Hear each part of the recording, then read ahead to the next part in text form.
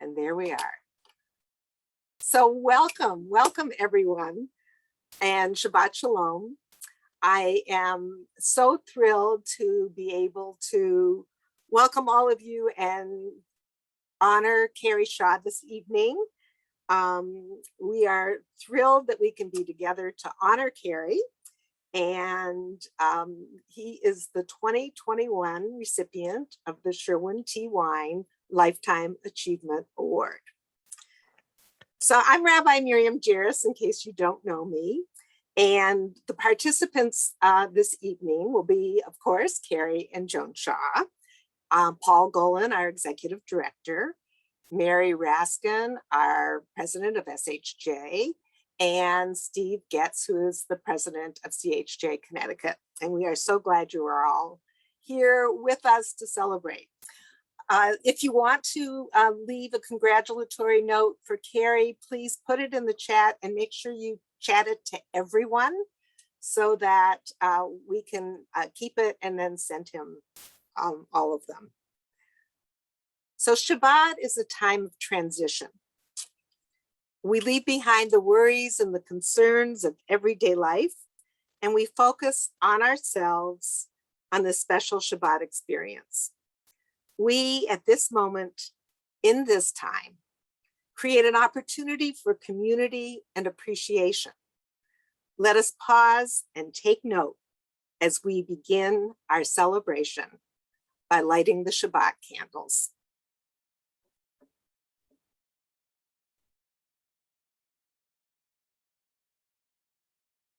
The Sabbath candles stand before us, as did the lamps of our ancestors. As the daylight disappears, we light these candles to bring light to this gathering. We participate in this ancient ritual and make our unique contribution to the traditions of the Jewish people. The door, from generation to generation.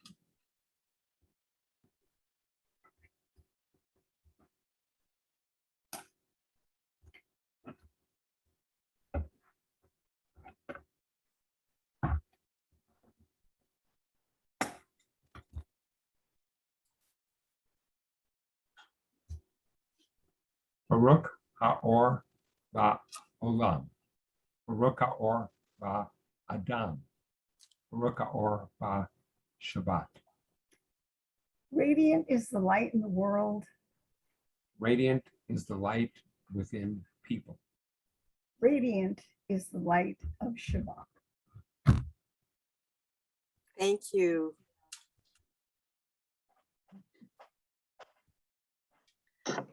We raise this Mary. cup. Yes, thank you. We raise this cup of wine, mindful of all it took for us to receive it. We appreciate the sun and the rain, the gifts of nature. We value the efforts of our fellow human beings, aware of the human sacrifice involved to produce it. We know that the wine exists because of the luck of the right amount of each element of nature combined with human effort. We are thankful for the endeavors of all human beings, working responsibly with the natural environment to bring forth this wine. Baruchim ha'adama ha'shemesh v'hageshem, asher yotzrim pri hagafen. We rejoice in the earth, the sun, the rain, which produces the fruit of the wine. And I also offer l'chaim to Cary.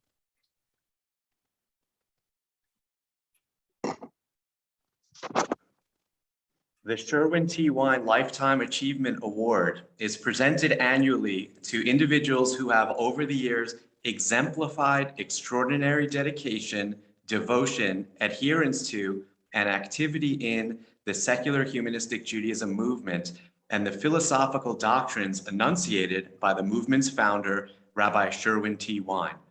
The award, established by SHJ and past President Bert Steinberg of blessed memory in 2003 in honor of Wine's 75th birthday, represents Steinberg's heartfelt gratitude at finding a humanistic Jewish community that reflected his lifelong philosophy and unfulfilled need to become a bar mitzvah. Steinberg fulfilled his dream at the age of 72 under Wine's tutelage.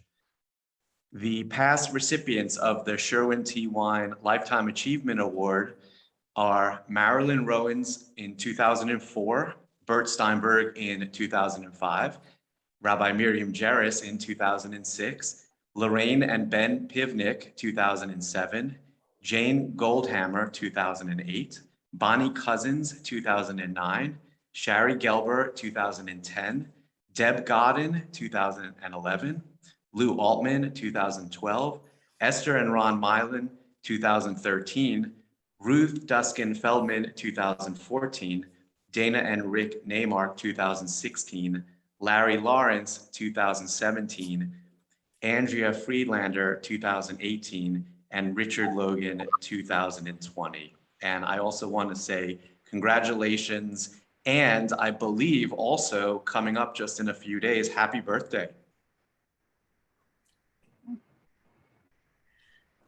So I've known Cary and Joan for a couple of decades at this point, and preparing for this event has offered some lovely surprises.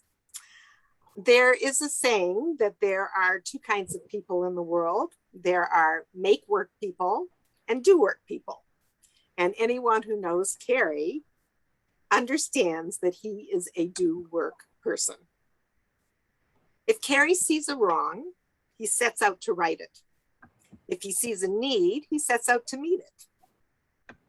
His creativity and his attention to detail combine to make him an unusually competent and capable human being. In 1972, while living in Washington, D.C., he noticed that there were issues for bicyclists. He was one of them. This prompted him to found the Washington Area Bicycle Association that still exists to this day. It has grown to over 7,000 paying members with a $2.5 million budget. The humanistic Jewish world and the world of humanism have been particularly lucky to receive the gift of Cary's passion and his energy and his creativity. Cary and Joan became members of CHJ Fairfield County around 1980, and they actively engaged in the community. And Cary served on the board of directors of the SHJ for almost a decade. Back in 2004, Cary came up with the idea of honoring Jewish individuals who either identify as or live their lives as secular, cultural, or humanistic Jews. This idea morphed into our annual Humanistic Jewish Role Model Program, beginning with Albert Einstein. This year, we are honoring Yaakov Malkin, a thought leader in our movement from Israel, and he is our 17th HJ role model. I did some research by reading our board minutes. It's riveting reading, I have to tell you. And I discovered that the board never approved this project. It was an idea that developed in the communications committee, of which Cary was a member, and he ran with it, and it stuck. This is a story that characterizes Cary's singular approach to meeting needs and filling gaps that many of us don't even realize exist. About 5 years ago, I visited CHJ in Connecticut, and I stayed with Joan and Cary. My homestays have always been very special for me because you get just real time to meet and learn about people. You think you know them, but you don't. When you live with them, you get to know them. I discovered during that visit, for example, that Cary's an accomplished pianist. Who knew? Never talks about it. Cary was also instrumental in developing the annual Darwin Day dinner in Southern Connecticut. I learned from John Levin that at a CHJ meeting of some guys, maybe on a Sunday morning, Cary nonchalantly asked everyone, "So what are you guys doing for Darwin Day?" Now, I know those words would never come out of my mouth, but they certainly came out of Cary's. And that began the idea of the annual Darwin Day dinner. Now, George Rockmore, has written a great article about Cary that will be published either in the next issue, there's our Darwin Day, either in the next issue of our magazine or the one after that. And I don't want to preempt all of George's very hard research or all of Cary's accomplishments in my comments tonight, because there is so much more to say. So I'm privileged to honor you, Cary. And I'm privileged to honor you as the 2001 recipient of the Sherwin T. Wine Lifetime Achievement Award and share this testimonial with you this evening. Because Cary Shaw has shared his ideas, energy, skill, and resources with the humanistic Jewish movement, because Cary has been dedicated to the philosophy of humanistic Judaism and humanism for most of his life, including serving a decade on the board of the Society for Humanistic Judaism, because he has an entrepreneurial spirit and takes initiative when an idea takes hold of him, and because Cary was the inspiration and prime mover behind the SHJ's Humanistic Jewish Role Model of the Year program, because he helped initiate the Darwin Day celebration and dinner in Southern Connecticut, because Cary is kind and caring, is a great storyteller, and has a wonderful, albeit distinctive sense of humor, which makes him delightful to be in his company. And because Cary is loyal and dependable and a consistent supporter of his local community, the SHJ movement, and secular humanism, we, the leaders and members of the Society for Humanistic Judaism, are thrilled to name Cary S. Shaw the 2021 recipient of the Sherwin T. Wine Lifetime Achievement Award. And we offer our deepest congratulations and gratitude to you, Cary.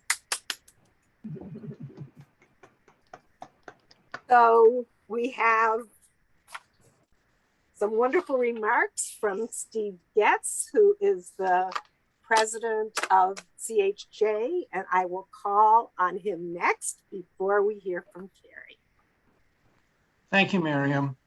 Cary, as president of the Congregation for Humanistic Judaism, it is a privilege to be able to express on behalf of your CHJ community our best wishes to you on this most distinguished and well-deserved award.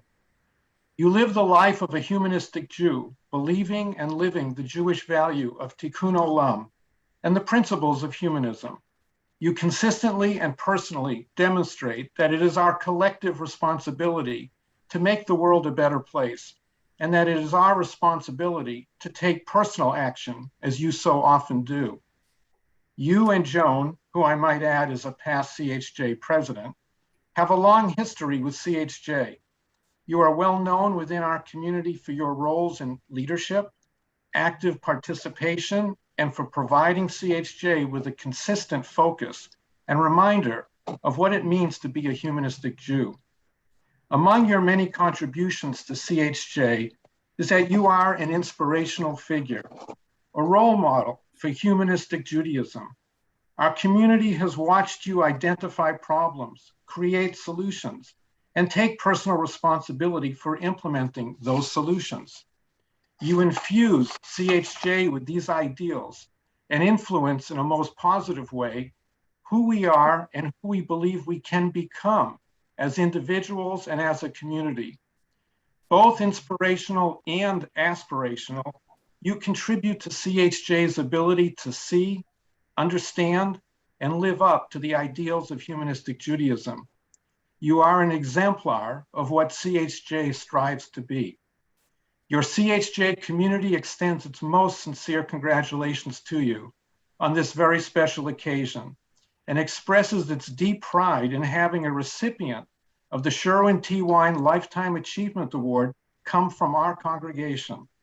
What better time and place for us to say thank you for all you have given to CHJ and beyond. Mazel tov, Cary.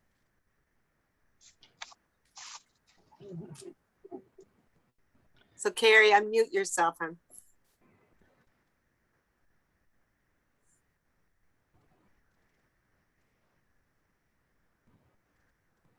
You're on. I'm on, huh? You're Well, on. thank you so much. My goodness. I really appreciate that. And I want to thank you in return. Thank you so much for the wonderful Sherwin T. Wine Lifetime Achievement Award.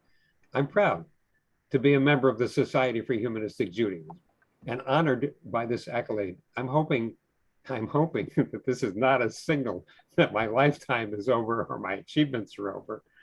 And I promise you, as a predeceased recipient, I will not do anything after receiving the award to dishonor it. I want to thank especially Rabbi Miriam Jerris, Paul Golan, members of the SHJ board and the leadership and representatives of the respective congregations.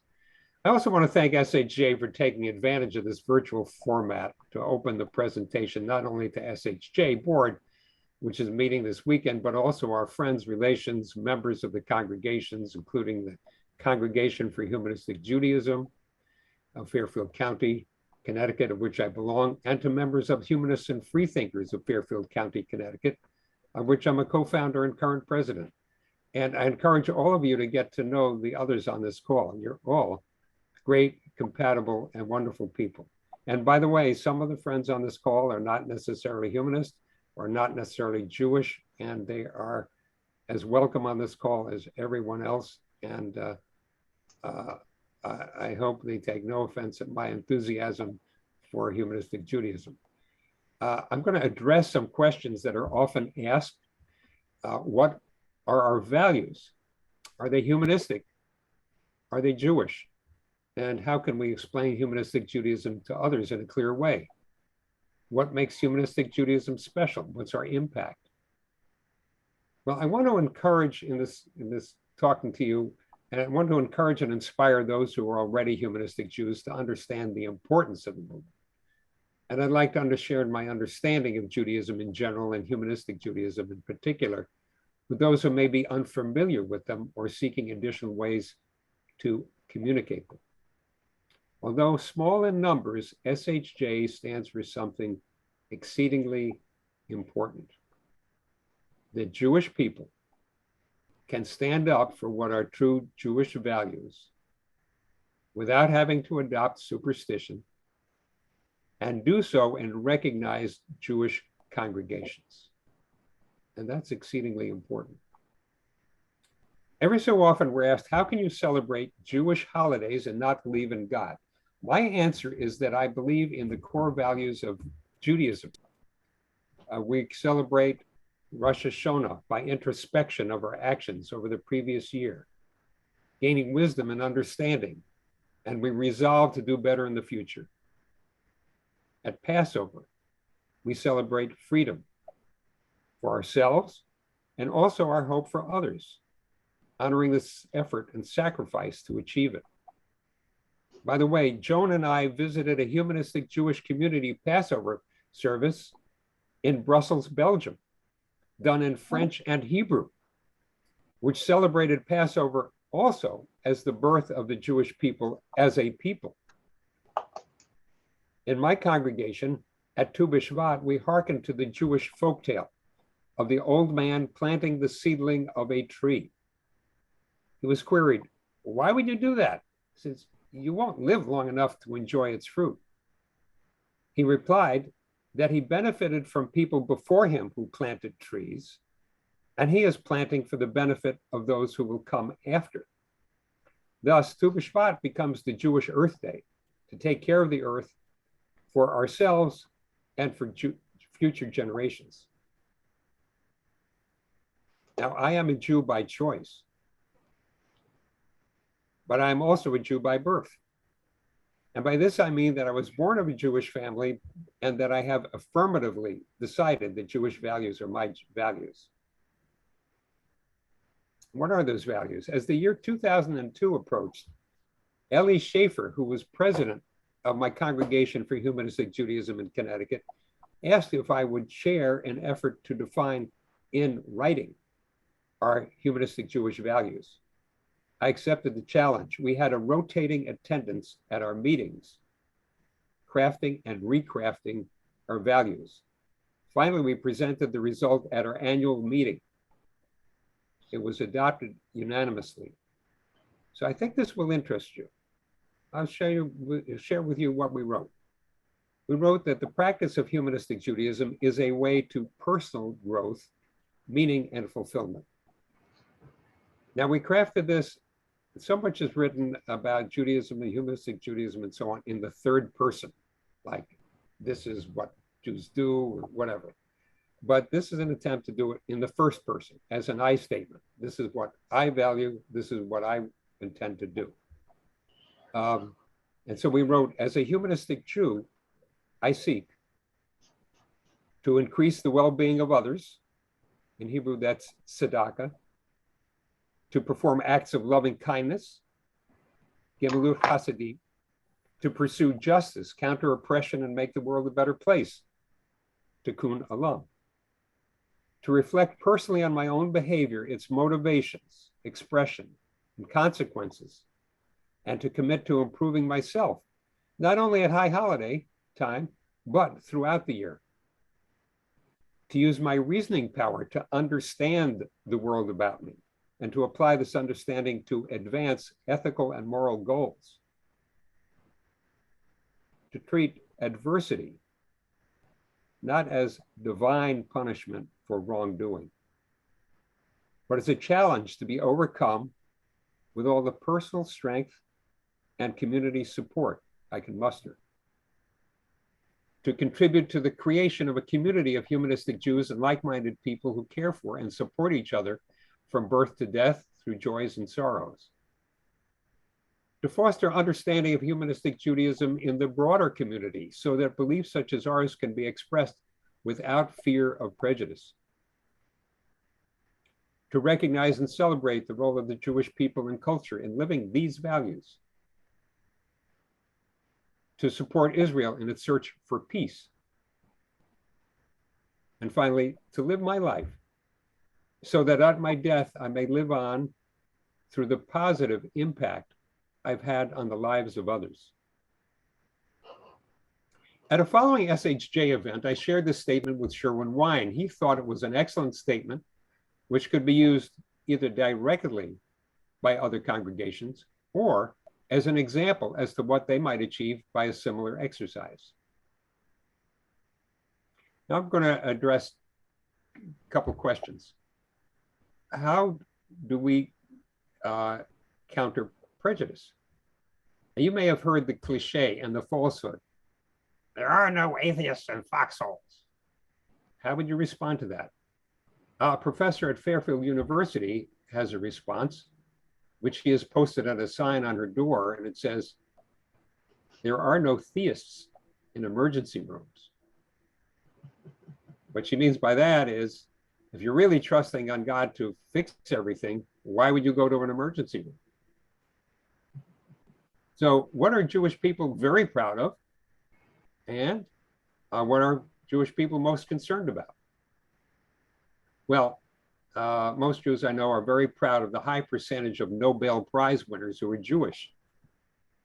And we're concerned about anti-Semitism, which led in the 1940s to the murder of 1/3 of the entire world population of Jewish people. Now, when we proudly recognize the disproportionately large number of Nobel Prize winners that are Jewish, we also realize that most of these scientists are not believers in a God or gods. When we bewail the 6 million Jews who were murdered by the Nazis, we do not subtract the number who were not believers. In neither case do we exclude Jewish doubters in the counting. And it's known that the majority of top scientists are doubters of religion. In fact, SHJ serves to identify and honor some of them as humanistic Jewish role models. Doubters have always been part of Jewish life, and that's why the Torah is constantly railing against those who don't conform. The genius of Sherwin Wine was not in originating Jewish doubt, but it was in articulating values and beliefs so clearly, and by establishing the concept that humanistic Judaism can be embodied in congregations. We are aware that Jews are a small minority of American and indeed the world population. We're also aware that self-identified humanistic Jews are a small minority of Jewish people. So what do we make of this? Consider Judaism in marketing terms. In Judaism, we understand that we may experience negative emotions, fear, anger, jealousy, greed, but we must strive to overcome these emotions so that we do what we know is right. For we are measured by, as Sherwin White would say, we're measured by what? Our deeds. Contrast with that with forms of other religions where simply belief in a deity is by itself a guarantee to enter heaven. But truth is not to be obtained by flattery or by self-serving public opinion. Now, within Judaism, many attend synagogue either to be with family or to be in the milieu of neighbors and business prospects. Many others, not aware of humanistic Jewish alternative, have left the organizational fold. So why is humanistic Judaism important? For several reasons. According to the recent Pew survey, only 26% of Jewish people believe in the God of the Bible. I dare say that the average person is not even aware of humanistic Judaism, but awareness is a key to freedom of thought. The idea that you're not alone and that you're part of a greater community and others respect and have similar viewpoints. The Society for Humanistic Judaism is like many organizations. It stands proudly for a set of beliefs and values of a much, much wider population that doesn't necessarily join as paid members. In essence, we have come out of the closet. As I read about other organizations, they are described not by their paid membership, but as having so many adherents or representing so many people, or accounting for a certain percentage of the population at large. And that is an appropriate way, I think, to look at SHJ. Concluding, at its core, Judaism in its philosophy and culture is consistent with humanism. Humanistic Judaism provides a way for us and people who join us to join in community, express ourselves authentically, and to reinforce our values. And further, humanistic Judaism holds a candle to this idea. In the words of the humanistic Jewish saying, "Where is my light? My light is in me and in you." Thank you. Thank you, Cary. So I have a couple of presentations that I would like to make to you, and thank you so much for your inspiring words. So the first thing is the actual award that I would like to give you, and I want to make sure that you are ready to receive it. Oh my goodness, how did you do that? You come right through. What's the software you use? This is amazing. Look at this, guys. Was that unrehearsed? That was very How can well. this be done? Look, holy moly. Very much rehearsed. I'm just gonna put some black thing behind it so you can hopefully see it here. I know there's some reflection on the screen. Sounds great. Wow. Lovely. It's lovely. So that's number one. So who says the humanistic Jews don't have our tablets? We have. Exactly. Number two. Wow, how do you do that? This is the testimonial that I read, which I will put in a package to you. Oh my goodness. That's number two. And number three, so I get an email from Cary this afternoon that says, so it says on something that I saw that I'm getting a gift in addition to the award. but I don't have it. Was I supposed to have it? And I Well, said, you sent me an email, which I read this afternoon, reread it because I had missed it. And you said, Cary, I want you to show the gift that you receive. right. So I thought you were referring to this. No, and when I reread it, I discovered you meant something else. I'm referring to, oops, that was good. I am referring to this that we had made especially for you. No, I can't see it. Bring it into the, oh, I see that. You have it in the picture, but it's hidden. Well, it's a pin. It's hidden by the. It's a pin. Shown. It's a silver pin. Oh, great. So that you can remind yourself whenever you wear it that you're involved in. So you should explain to those on the call who are not familiar with the humanistic Jewish symbol what that is. So thanks to Ben Pivnik, we call this the humanora, which we still use as a symbol of both Judaism and our humanist perspective on things. So that's very pretty and very imaginative. It's great. I thought that you would like it. I'm glad. Yeah, I will wear it with pride. So, like at a bar mitzvah, the rabbi often asks the bar mitzvah person or the bat mitzvah person what this means to them. So I'm going to ask you a slightly different question and ask you, we are the benefits of all the work that you do. Tell me why you do the work that you do for humanistic Judaism and humanism. Well, because that's who I am. I'm expressing. So the family remembers that in elementary school, we were supposed to, there was an exercise, we were supposed to draw a picture. This was at the very younger age, and 3 wishes. Now, I don't remember all the wishes. I was surprised to learn afterwards that a lot of the other kids, what they wished for was to be a king or a queen. I was not aware of that. That was not the family that I came up with as our values. So one of my wishes was for world peace. This was probably 3rd grade, okay? What they most remember was something I had imbibed from my teacher was that we would manage to always be in control and not be obstreperous. I didn't remember, those were not the words. Oh no, it was a wish to have to be able to have self-control, because the teacher was always telling us to have self-control. So my wish is that I could do that.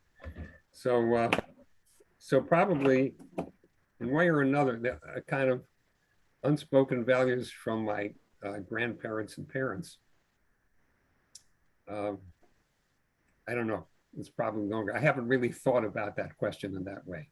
Yeah. But part of it, I've also been asked, part of it is I sometimes feel insulted by what goes on in our society, in our public space.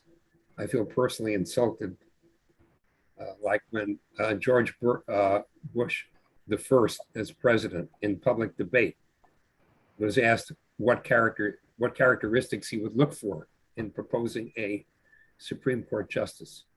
And he said, first of all, it has to be someone who believes in God. He said that, and nobody took him up on it. The press didn't put that as a headline. They didn't say, he's unfit. It's in violation of the Constitution. It's in violation of articles in the Constitution. I was even more upset that there was no public outcry. And I felt personally attacked and insulted. And that's one of the drivers that I have in this movement. So, I don't know. Thank you. So we have a closing song, which Paul will play for us. And then I'm going to stay on Zoom for some time for people who would like to congratulate you and talk to you. And you'll get to say hello to the people that are here as well.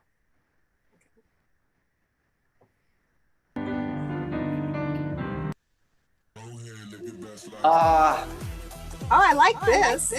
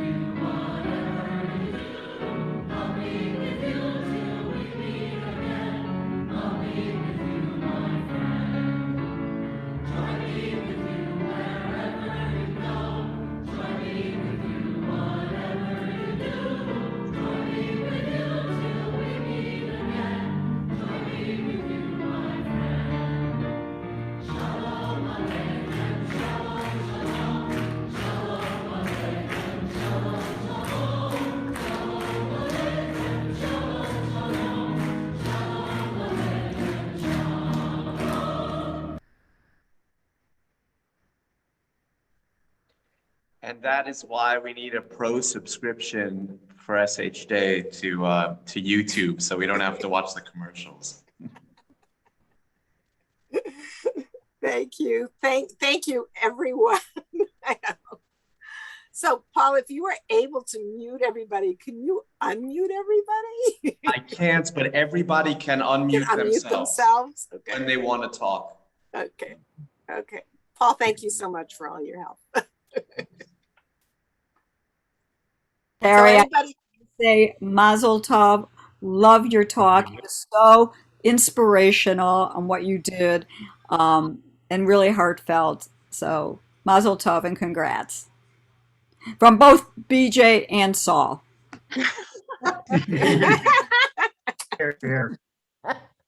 Congrats, Cary. Definitely, you've basically been one of the best people we've ever encountered in the whole of SHJ. And when I heard you got this honor, I couldn't think of anybody who deserved it more than you did. So Mazel Tov. Cary, I just want to say, I wish we could clone you. I second that. All in favor?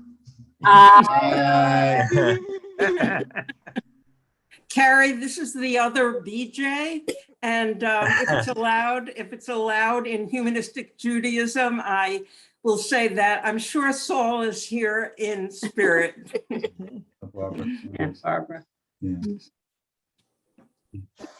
Cary, it was so much fun interviewing you and talking to you about your personal history, and I really appreciated your time. I just wanted you to know that.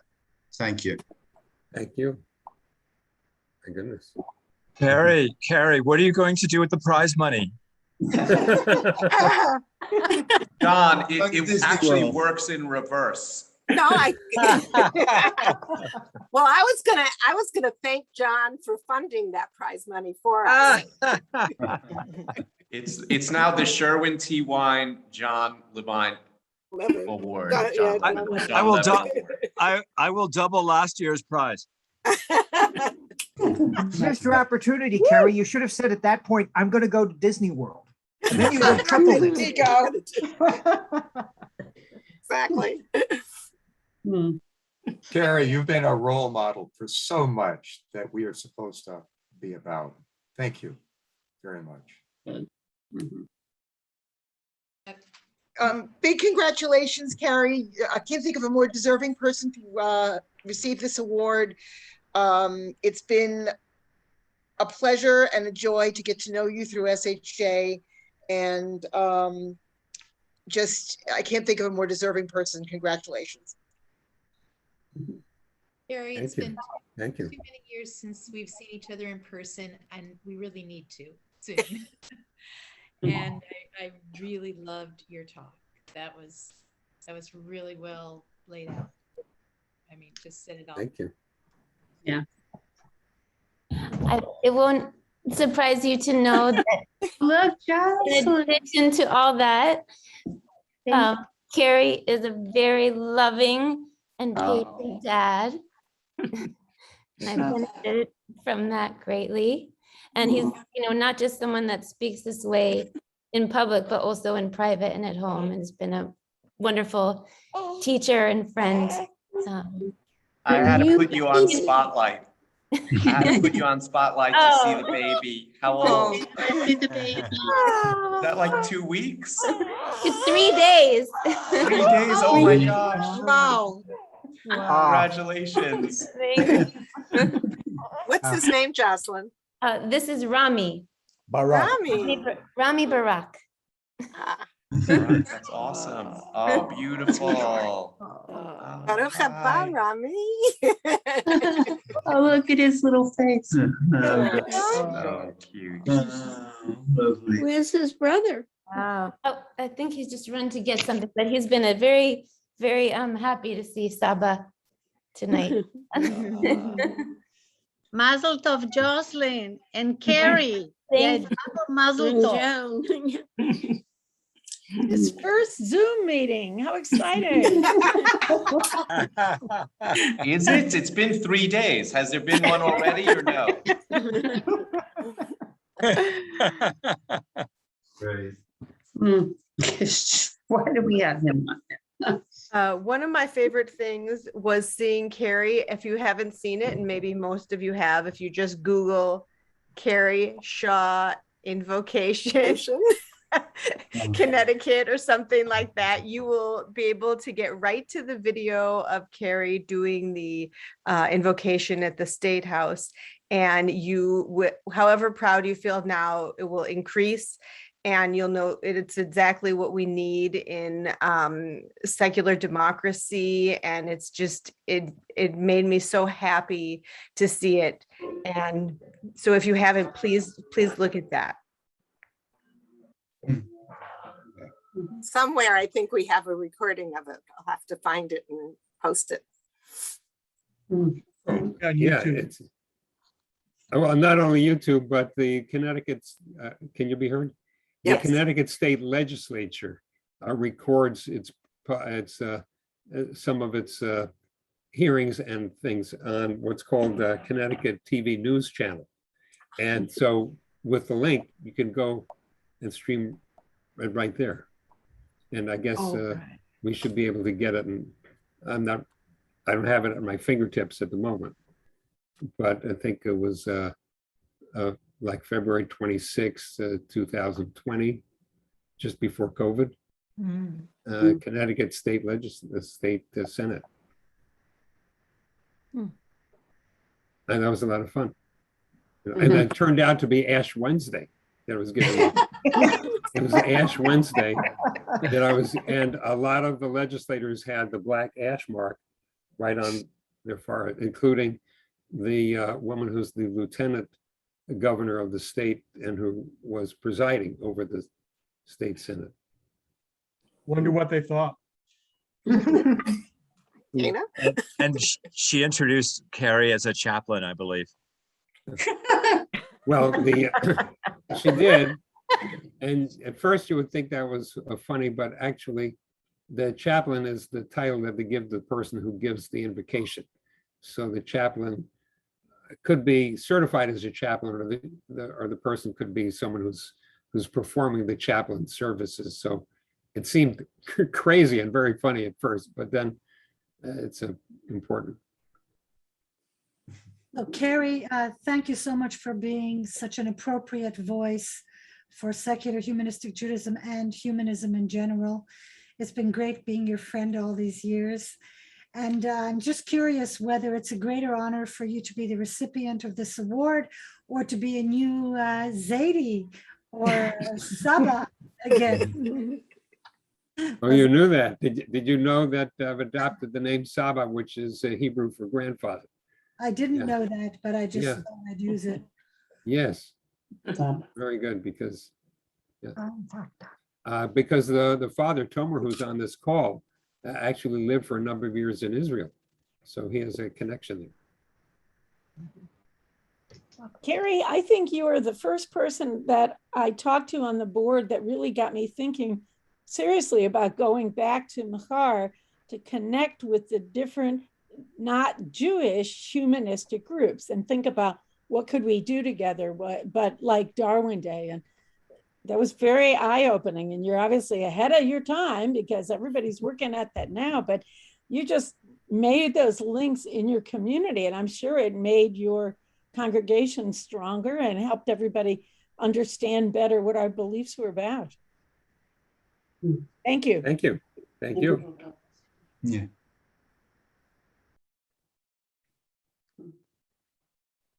Thank you. Well, Cary, this was indeed an honor. I was really excited to be able to celebrate you. I think that Cary was the most surprised person I ever told that they were going to get this award. Maybe because it's been a while since you were on the board, but you're not easily forgotten. And you are not forgotten. And your achievements are with us in the society every day, every year with that role model and many other things. So again, our gratitude to you. And I want to thank everyone for being here this evening. Shabbat Shalom. Those of you who serve on the SHJ board, I'll see you at noon Eastern time tomorrow, same place, same station. And Cary will get you a link to the recording soon so that you can share it with, if anybody missed, and watch yourself again many, many times. So thank you all and good night. Shabbat Shalom, Mazel Tov, Cary. Yay. Mazel tov. He's great to travel with. 12 days in Israel was a delight. Oh, yes. Oh, yeah. I have to echo that, Sheila, because Cary and I drove to and from the SHJ board meeting one time together, and it was probably the most fun I've ever had on that long slog of a drive. So yes, Cary is amazing company, and I have to say that that was definitely a lot of fun. Likewise. He brought her back in one piece too. And Cary, I know all the good you've done for secular humanism and the Secular Coalition. I didn't even know you were so active in secular Judaism. So Look at that. So Herb and I have a photograph of us together at Reason Rally in Washington, D.C. Right. Holding some signs that I prepared. You know, that was a lot of fun. I enjoyed it too. And he was also at the march in DC and in New York City. We saw And him. the AHA, yeah. You just got a nice note from Debbie Allen. Cool. Yeah. All right. Good night, everybody. Good night. Congrats, Cary. Bye. Yom Tov. Bye.